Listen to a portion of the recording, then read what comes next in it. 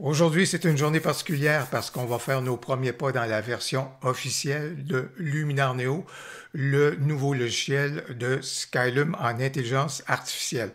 Tout nouveau, tout beau, point d'interrogation, c'est ce qu'on va voir ensemble. Alors que vous soyez familier avec l'univers des logiciels de Skylum ou encore que ce soit la première fois que vous vous aventurez dans cet univers-là, ce que je vous propose aujourd'hui, c'est un pas à pas pour découvrir les menus et la façon de fonctionner et d'opérer du logiciel. Voilà donc ce que je vous propose maintenant.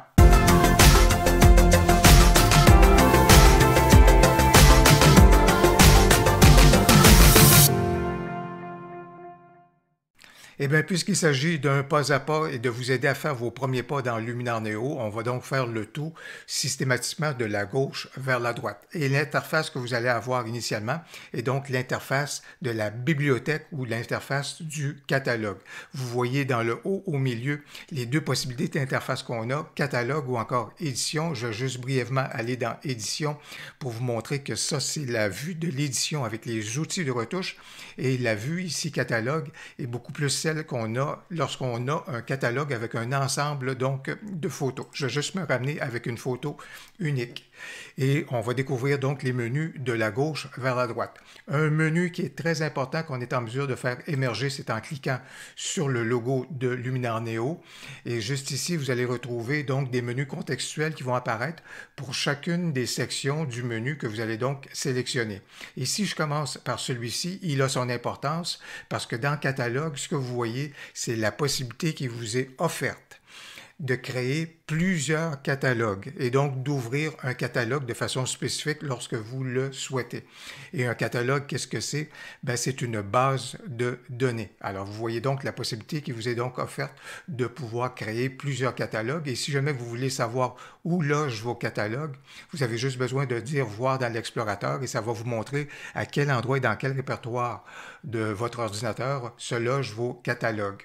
Vous pouvez juste ici allez dire, voici un album, si vous voulez, ou encore un dossier qui contient mes photos. Et ça, ici, ça pourrait être votre dossier maître avec tous les sous-répertoires que vous avez créés ou encore un dossier spécifique. Voilà donc ce qui vous est possible, ce qui vous est offert. Nouvel album, dans le fond, c'est la possibilité de créer des albums avec des photos qui sont à différents endroits. Et ça peut être des albums, évidemment, avec des contenus thématiques. Bien sûr, vous êtes en mesure de dire ici, je veux retoucher une image unique. Alors ça vous est offert. Ici, une fonction qui a son importance, en particulier si vous faites l'acquisition de pré-réglages.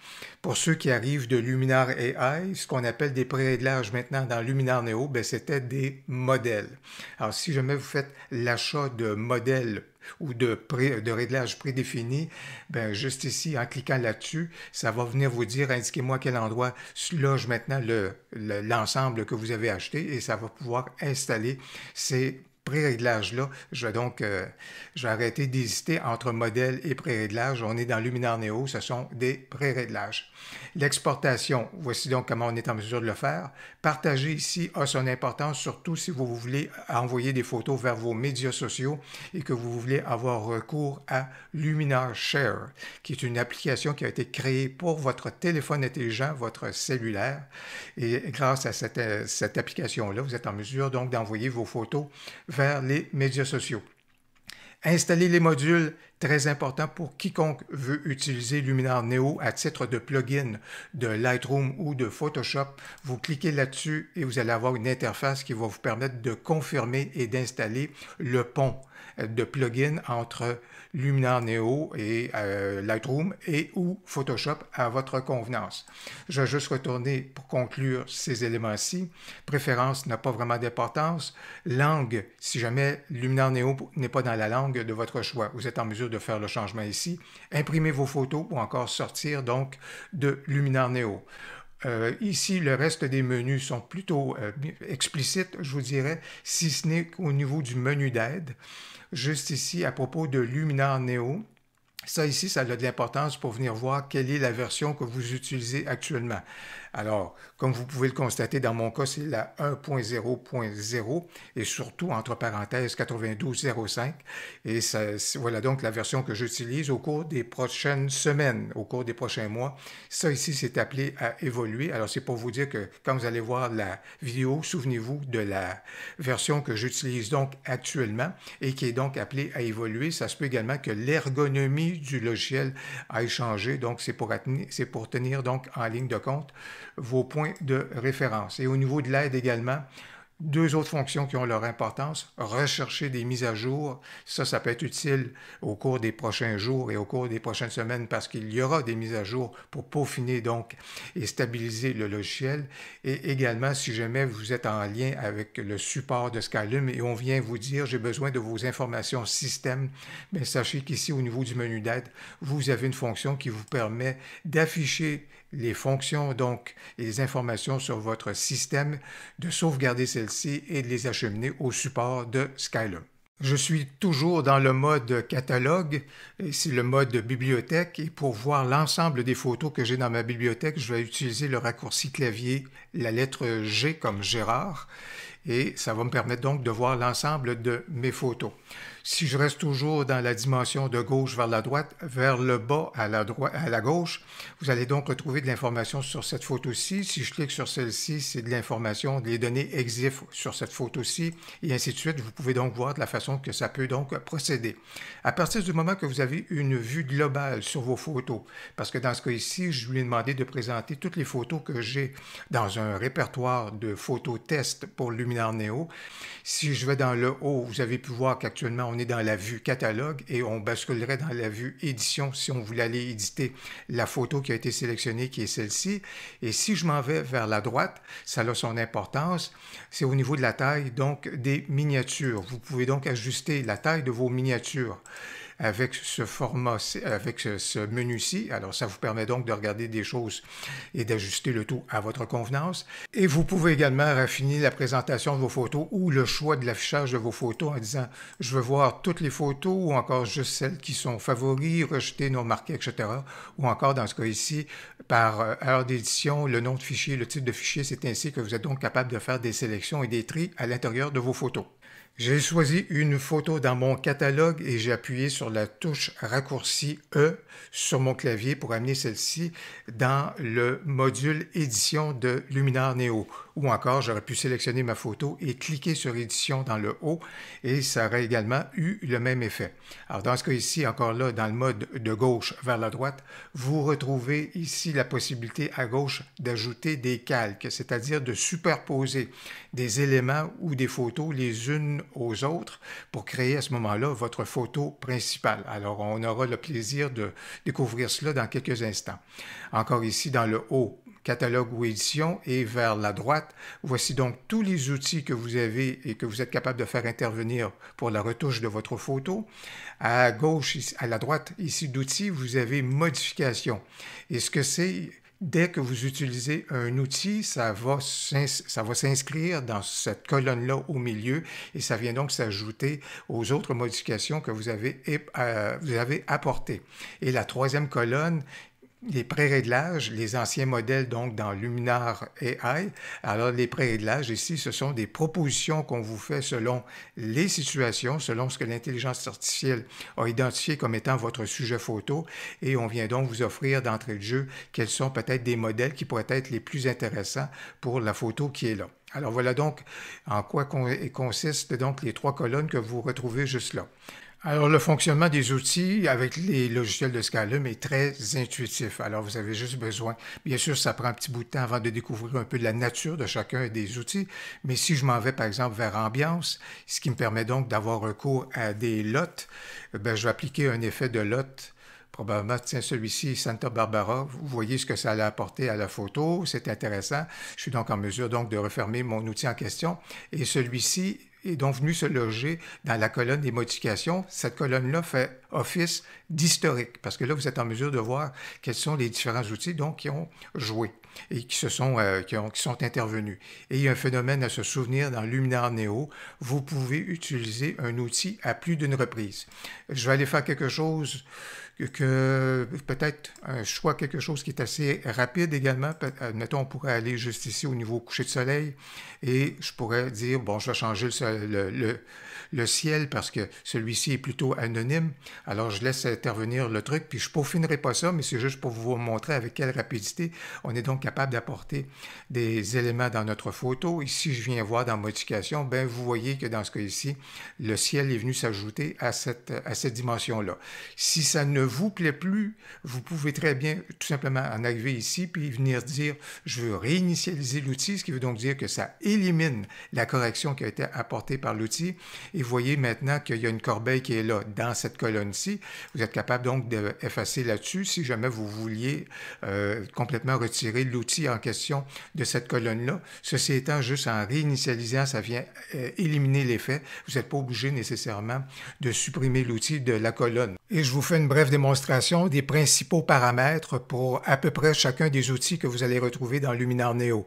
Alors dans ce cas ici, je voudrais faire appel à l'outil qui est ici Super Contraste. Et c'est un outil qui est très intéressant parce que ça permet de cibler le contraste à certaines zones donc d'une photo. Alors dans ce cas ici, je vais cibler les tons moyens. Alors regardez l'effet que ça a sur l'eau, c'est intéressant.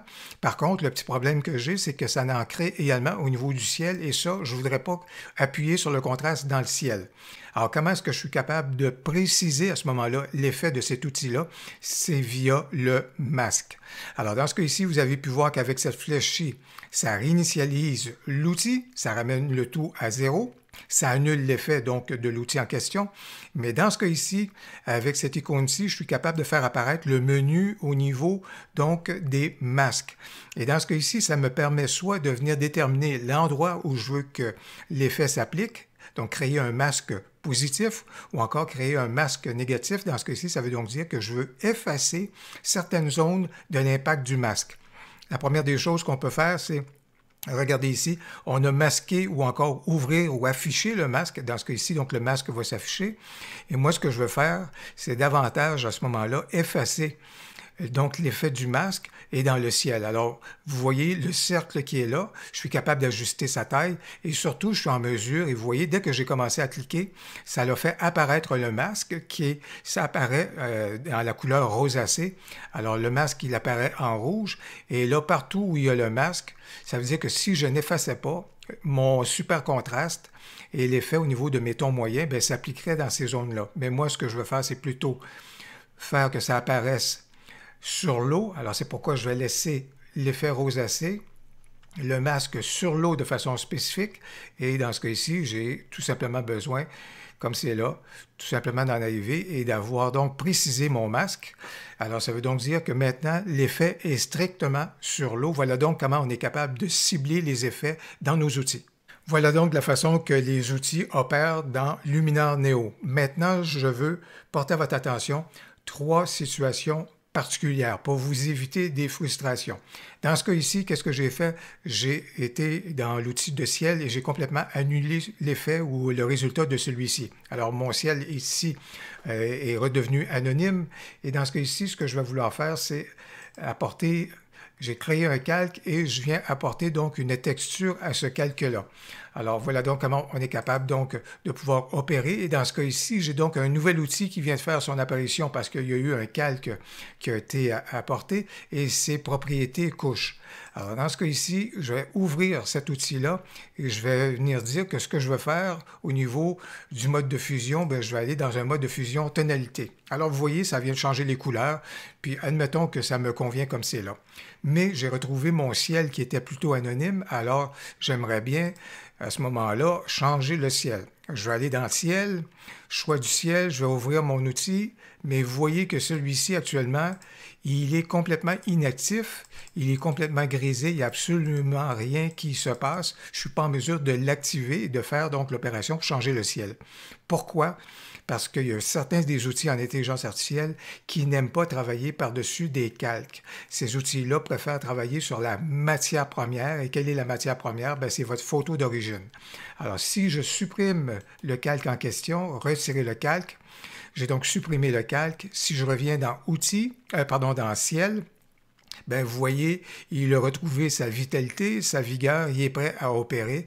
Alors, il faut savoir que dans certains cas, si jamais vous avez un écueil au niveau des outils en intelligence artificielle, c'est normal, ces outils-là doivent venir s'asseoir, s'appuyer, donc sur la matière première de votre photo. Maintenant, les deux autres situations sont un petit peu frustrantes, je vous dirais, mais au moins il y a un dénouement ou il y a une solution à l'horizon pour l'une de ces deux situations-là. Mais la première situation que je veux absolument porter à votre attention, c'est le fait que ici, j'ai apporté donc des modifications, ils sont là avec des outils que vous avez pu voir opérer. Mais si je vous dirais que rendu à ce stade-ci, je décidais d'aller examiner du côté des préréglages pour voir qu'est-ce que certains des pré-réglages, des modèles pourraient apporter à ma photo. Admettons, aller comparer des choses. Alors, je vais aller dans le coucher de soleil, puis admettons que je voudrais regarder, tiens, qu'est-ce que ça me donnerait ce rendu-ci pour voir si ça ne m'inspirait pas au niveau donc de ma retouche. Alors, j'y vais là, c'est vraiment pas quelque chose qui est intéressant. Bref, non, ça m'intéresse pas. Je vais donc aller, je vais revenir plutôt dans mes modifications. Mais là, surprise, toutes les modifications que j'ai apportées jusqu'à maintenant avec des outils auxquels j'ai fait appel dans Luminar Neo, bien, toutes ces modifications-là sont disparues. Et ça, c'est quelque chose qui est voulu de la part de Skylum, c'est dans la logique du logiciel. Si on fait intervenir un pré-réglage, il va supplanter les modifications qu'on a faites précédemment. Alors, entre autres, par exemple, vous avez pu retrouver, je trouve, avec grand plaisir, les poussières de capteurs que j'avais éliminées. Tout ça, c'est revenu comme si je ne les avais pas éliminées. Tout ça, tout le reste. Là. Bref, dans ce cas ici, là, ce qu'il faut vraiment savoir, et c'est pas un bug, c'est dans la logique de Skylum. Si vous êtes intéressé par les pré-réglages, faites-les opérer d'entrée de jeu. Bien sûr, après ça, vous êtes en mesure de dire ça m'intéresse ou ça m'intéresse pas, mais admettons que ça m'intéresserait, mais je diminuerais, par exemple, la quantité pour aller quand même, peut-être retrouver un petit côté magenta comme ça en arrière-plan. Bon, ça peut être correct. Et après ça, bien sûr, je suis capable de continuer d'opérer, de travailler donc au niveau de mon rendu. Je suis peut-être capable de faire intervenir cet outil-ci, etc. Et puis ma courbe de tonalité, vous connaissez ma propension. Donc au niveau des améliorations, je peux peut-être améliorer le ciel également, faire intervenir cet outil-ci, accent. Bref, on est capable de continuer de peaufiner, même si on fait appel à un pré-réglage, on est capable de continuer d'apporter des modifications, comme vous pouvez le voir. Mais il faut savoir que si on apporte un pré-réglage à un certain moment donné, tout le travail antérieur va donc être effacé. La troisième situation que je veux porter à votre information, surtout pour les gens qui arrivent en provenance de Luminar AI, c'est qu'au niveau des pré-réglages, dans Luminar AI, lorsqu'on faisait appel à un modèle, lorsqu'on activait donc le modèle, outre le phénomène de l'intensité donc du modèle en question, on pouvait quand même aller dans les outils et regarder quels étaient les outils qui avaient opéré et à quelle intensité et avec quelle valeur pour obtenir le rendu qu'on avait donc à l'écran. Et ça nous permettait d'aller dans certains des outils pour ajuster à ce moment-là, pour peaufiner donc le rendu qui avait été créé donc par le modèle en question. Malheureusement, à l'heure actuelle, on n'est pas en mesure, lorsqu'on fait appel donc à un pré-réglage, d'avoir cette information-là et d'avoir donc la recette qui constitue donc le pré-réglage en question. Ceci étant, cette situation-là devrait se résorber éventuellement car Skylum travaille, c'est l'une de ses priorités, travaille donc à rendre cette information-là accessible et on va donc pouvoir peaufiner dorénavant les fameux pré-réglages. Tant mieux. Ce qu'il faut également savoir au sujet des pré-réglages, c'est que les modèles que vous avez achetés pour Luminar AI, ben Skylum travaille également activement, comme c'est là, à faire les adaptations de façon à ce que ces modèles-là que vous avez achetés pour AI puissent réinjecter dans votre Luminar Neo. On devrait donc avoir des nouvelles donc dans les prochaines semaines, prochains mois à ce sujet-là. J'ai complété le travail sur ma photo, j'ai changé le ciel à ma convenance, j'ai corrigé mes taches de poussière avec le tampon pour corriger les taches qui résistaient donc à l'outil en intelligence artificielle. Je suis prêt à exporter ma photo. J'ai juste besoin d'aller juste ici dans le haut à droite sur l'icône « Exporter ou partager avec ». Et dans ce cas ici, je veux donc l'envoyer dans un dossier spécifique. Et avec cette interface-ci, donc, je suis en mesure de préciser quelle est la nature du fichier que je veux sauvegarder, à quel endroit est-ce que je destine la photo, la résolution, la qualité, etc. Donc, c'est de cette façon-ci que vous allez donc en mesure de compléter le travail, voire même de partager celui-ci peut-être avec votre application LuminarShare pour envoyer vers vos médias sociaux. J'espère que ce pas à pas vous a été utile dans la découverte de Luminar Neo et comme je vous l'ai dit à maintes reprises dans la vidéo, le logiciel est appelé à évoluer, le comportement du logiciel est appelé à évoluer au cours des prochaines semaines, prochains mois peut-être même. Alors voilà donc pourquoi j'ai porté à votre connaissance certaines situations qui peut-être vont se résorber. J'espère que la vidéo vous a donc été utile et que vous l'avez aimé. Si c'est le cas, n'hésitez donc pas à cliquer sur j'aime et surtout n'hésitez pas à commenter. J'ai bien hâte de vous lire. Au plaisir, à la prochaine.